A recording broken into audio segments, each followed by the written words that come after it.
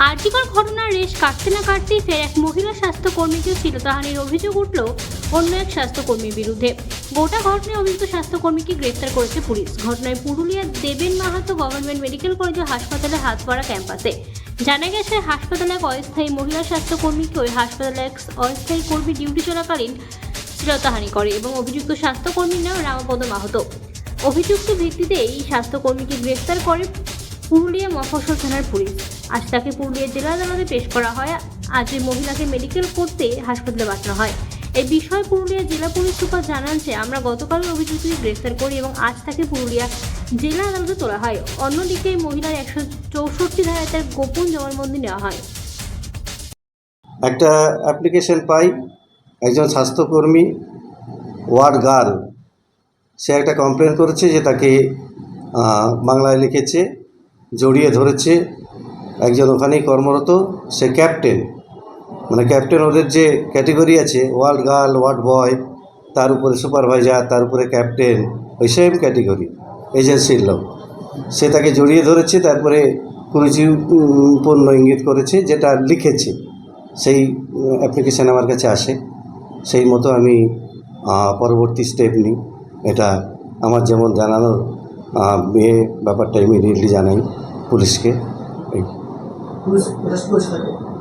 হ্যাঁ, পুলিশ তাকে নিয়ে গেছে। অস্থায়ী স্বাস্থ্যকর্মী মানে এরা এখন এজেন্সির থ্রু দিয়ে অস্থায়ী স্বাস্থ্যকর্মী।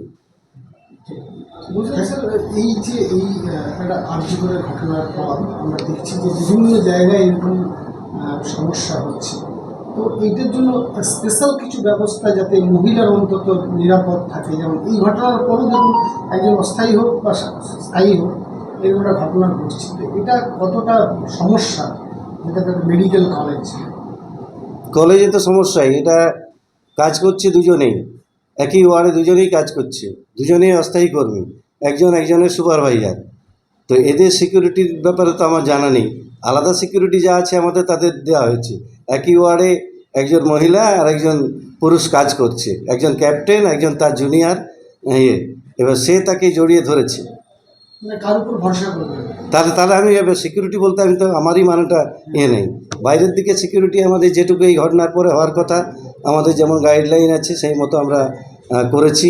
পুলিশ বাড়ানো, আমাদের সিকিউরিটি পজিশন বাড়ানো, সেগুলো সব করেছি। তারপরে বিভিন্ন যেগুলো আছে সিসিটিভি প্রসেস চলছে, সমস্ত আইডেন্টিফাই হয়েছে কোথায় কী হবে, এসবগুলো হয়েছে। বাকি যেগুলো এক্সটার্নাল যেগুলো, আর এটা তো ইন্টারনাল প্রবলেম, সুতরাং এই ইন্টারনাল প্রবলেমে আলাদা করে আমার সিকিউরিটি জানা নেই এখানে কি করবে। ঠিক আছে, এই হয়েছে রেডি? চল তাড়াতাড়ি করো। বলছি সাহেব, আজকে ওই যেটা হয়েছে সেটার বিষয়ে একটু বলুন। মলেস্টেশনটা কালকে আমরা একটা কমপ্লেন পাই এমএসডিপি সাহেবের কাছ থেকে, একটা আউটরেজ মলেস্টেশনের কমপ্লেন পাই, যেখানে কমপ্লেন্টের উপর বেশ করে আমরা একটা কেস ইনিশিয়েট করি স্পেসিফিক সেকশনে। After initiation of the case আমরা ইমিডিয়েটলি ওই কেসের যে অ্যাকিউজড রামপদ মাহাতো তাকে আমরা অ্যারেস্ট করি। আমরা জানতে পারি যে অ্যাকিউজড একজন হাউসকিপিং যে ওখানে এজেন্সি আছে তার একজন কর্তা বা স্টাফ, তার আন্ডারে এই কমপ্লেনেন্ট কাজ করতেন। তো ওখানেই উনি এই যে কমপ্লেনটা করেছেন আউটরেজ মলেস্টি, সেটা উনি কমিট করেছেন। আমরা আজকে ওই অ্যাকিউজকে অ্যারেস্ট করে কোর্টে ফরওয়ার্ড করেছি এবং ভিকটিম যিনি আছেন তার 164 মানে জুডিশিয়াল স্টেটমেন্ট আমরা রেকর্ড করেছি।